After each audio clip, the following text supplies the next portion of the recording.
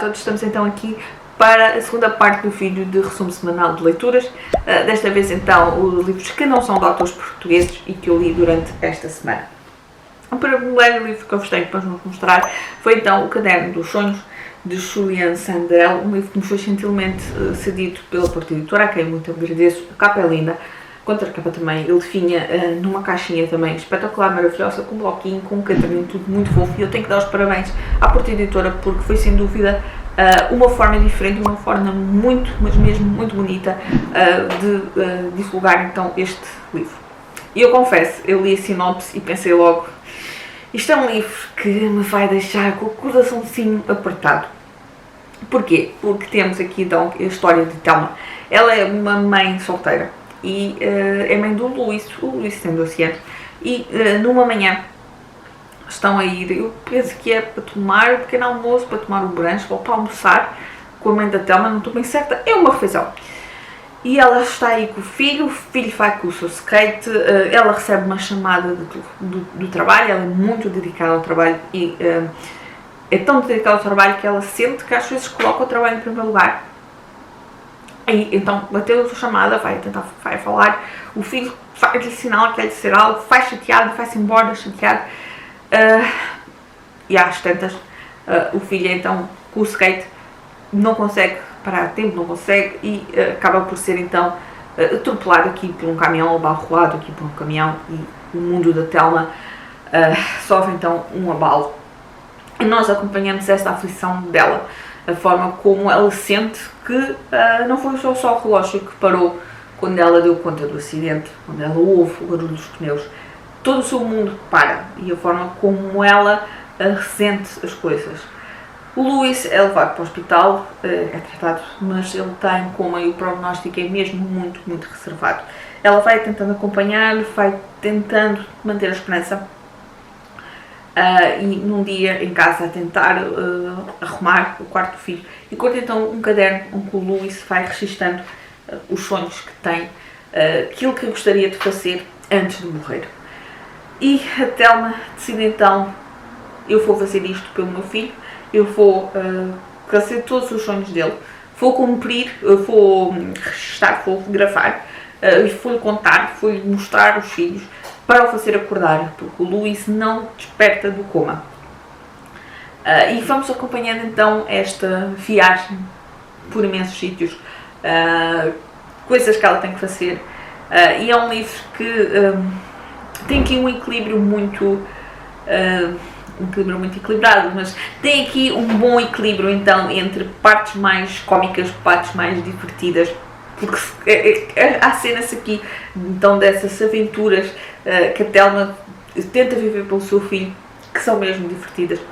Eu adorei a descrição de quando ela está em Budapeste, mas temos também no Japão, temos aqui ela ter que fazer um estágio de futebol, portanto temos aqui coisas assim mesmo que são, às vezes podem parecer assim mais surreal, mas é isso que também dá aqui, traz então mais, esse lado mais cómico aqui ao livro. E depois temos toda aquela parte emocional e a forma em que nós sentimos o quanto tudo isto abalou a sua vida, a forma como ela como ela sente que não definiu, ou melhor, tinha o trabalho era muito prioritário e devia ter sido o filho, e ela sente-se culpada, a forma como a própria relação dela com a mãe, e depois todo esse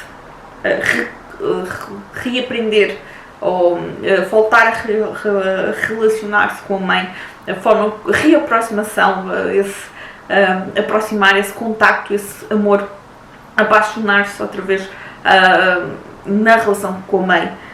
E eu, a sério, uma vez mais, foi um livro que mexeu aqui muito comigo nas minhas emoções, e eu não sou mãe, mas mexeu aqui mesmo muito comigo. Também não sei se é pela idade que eu estou a ficar, se calhar mais lamechas, mas a verdade é que o livro mexeu comigo.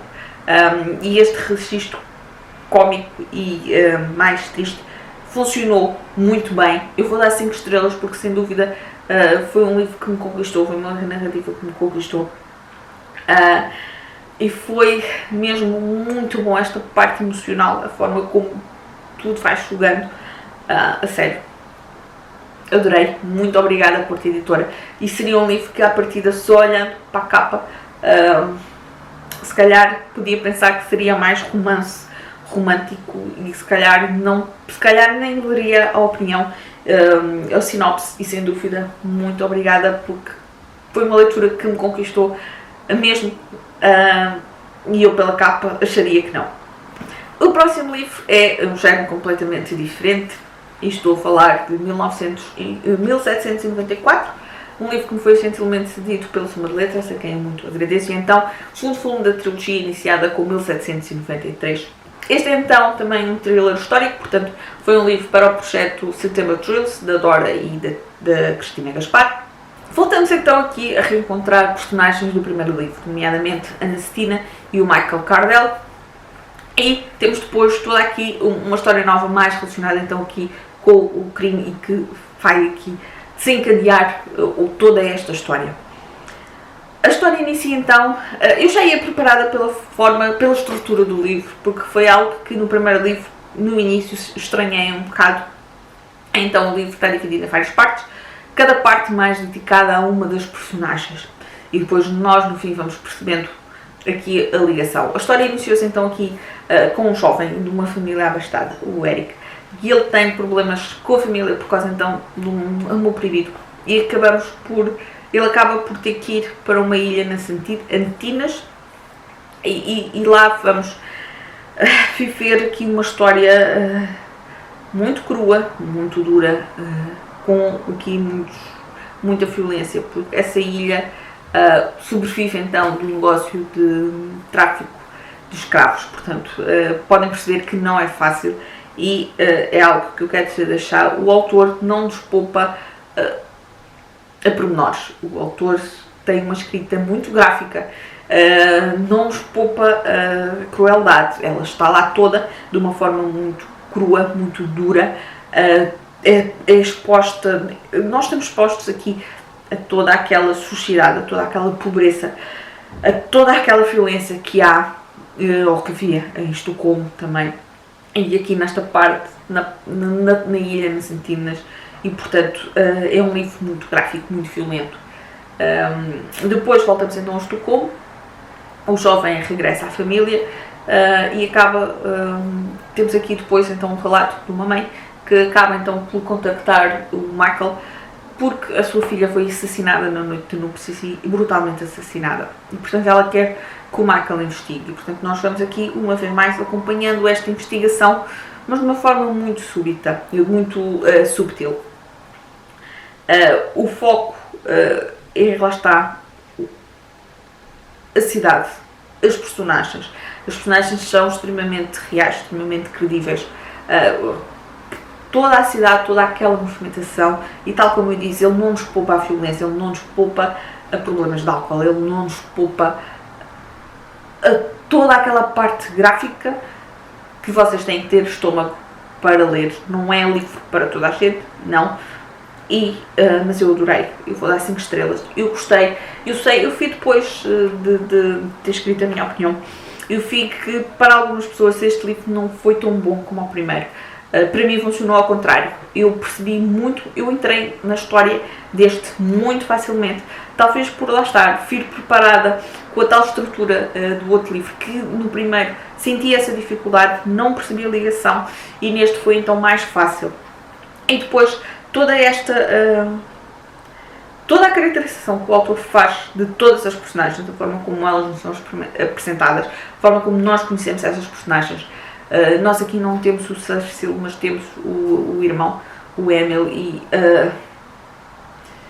o autor tem aqui um final absolutamente incrível, um final que me faz ansiar pela continuação, porque quer saber o que é que acontece a algumas personagens, e final que completamente, aqui em algumas partes, completamente surpreendente, e que eu não estava à espera, foi mesmo, arrebatou-me mesmo 5 estrelas, mas lá está, é um livro muito gráfico e que se não têm estômagos fortes, se a violência, se toda esta crueldade, toda esta dureza se vos causa transtorno, então não vai ser livro para vocês, ou não vai ser um livro de leitura fácil, porque facilmente nós nos sentimos enxoados e nós nos sentimos revoltados. E mexe aqui muito então com esta sensação, nós sentimos esta tristeza, nós sentimos as dores e portanto não é fácil lidar com todo este turbilhão de emoções, portanto não é aconselhável a estômagos sensíveis, mas para mim foi uma grande leitura mesmo, uma excelente leitura e estou, lá está, ansiosa pelo próximo, que a seguir a lógica dos títulos será 1795. Estou mesmo muito curiosa. O último livro de hoje, e curiosamente foi o último livro da semana, é então Traição, de V.S. Alexander. Um livro que me foi gentilmente cedido pela Saída de Emergência, a quem eu muito agradeço. Um livro passado então durante aqui a Segunda Guerra Mundial, portanto será um livro para o projeto All 75 e o ler é respeitar a história. E o autor pegou aqui então em episódios, fatos verídicos relacionados então com o movimento Rosa Branca. Nasceu inicia-se acho que 1942, Alemanha. Grupo de jovens. A nossa protagonista é a Natália. Ela mora na Alemanha, mas ela é russa, já está mas já mora há vários anos na Alemanha, e é através dela que nós vamos conhecendo esta história. Mas é inspirada então, como eu estava a dizer, no movimento Rosa Branca. O movimento Rosa Branca foi então um movimento muito constituído por jovens estudantes universitários, mas também havia aqui um ou outro professor, e que era contra então ao poder do Hitler e era contra todas aquelas ideologias nazis. Portanto, eles tentavam combater aqui, era uma espécie de resistência. Eles imprimiam folhetos a tentar despertar a consciência das pessoas, e nós vamos então, lá está, como eu disse, através da Natália, conhecendo então esta história, não só primeiro aqui o que é que eles tentam fazer, e depois também, já depois da Rosa Branca ter sido desmantelada, de dois irmãos muito jovens, o Anx e a Sofia, e que eu mencionar aqui do livro, mas eu não vou considerar como spoiler porque está a informação disponível na net, basta pesquisar. Eles foram então condenados, julgados no mesmo dia, e foram, portanto, foi o julgamento, foram julgados e executados no mesmo dia. Portanto, podem ver como a manipulação da justiça, portanto, não havia justiça, claramente. É mencionado aqui também, uma vez, o grupo Orquestra Vermelha. Eu por acaso li este ano um livro também sobre a Orquestra Vermelha, também foi um livro que me conquistou muito pela parte histórica, por este movimento. Portanto, havia efetivamente oposição dentro da própria Alemanha, pessoas que, lá está, não acreditavam então neste poder narcisista.